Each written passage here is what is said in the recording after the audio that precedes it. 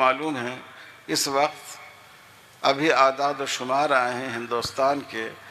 2 کروڑ وہ مسلمان جو ووٹ دینے کے مستحق ہیں، جن کی عمر 18 سال ہو چکی ہے، ان کے ناموں کا ووٹر لسٹ میں اندراج نہیں ہے۔ آپ سوچئے کتنی خطرناک بات ہے، 2 کروڑ کتنی بڑی آبادی، کتنے ایم ایل ایز کے حلقے کو یہ کور کرے گا، کتنے ایم پیز کے حلقے کو کور کرے گا۔ تو یہ تحریک چلائیے، ہم میں سے کوئی آدمی ایسا نہ ہو،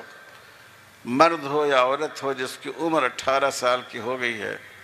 وہ ایک قومی اور دینی فریضہ سمجھ کر ووٹر لسٹ میں اپنے نام کا ضرور اندراج کرائے۔ میں یہاں کے جتنے یہاں علماء مختلف علاقوں سے آئے ہوئے ہیں،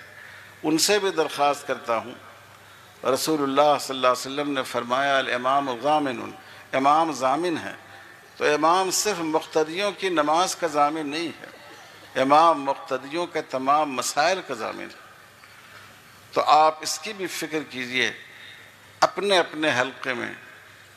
کہ تمام لوگ اپنے اپنے نام ووٹر لسٹ میں درج کرا لیں۔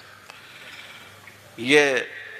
ایک ہندوستانی ہونے کی حیثیت سے، اس ملک کے ایک شہری ہونے کی حیثیت سے بھی ہماری ذمہ داری ہے۔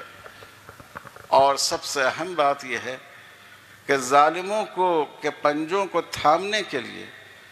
اور موجودہ حالات میں مظلوموں کی مدد کے لیے، انصاف قائم کرنے کے لیے، اس کے لیے بھی ضروری ہے کہ ایک ایک نام ووٹر لسٹ میں درج ہونا چاہیے تاکہ بوقت ضرورت یہ کام آئے۔ میں اخیر میں مکرر شکریہ ادا کرتا ہوں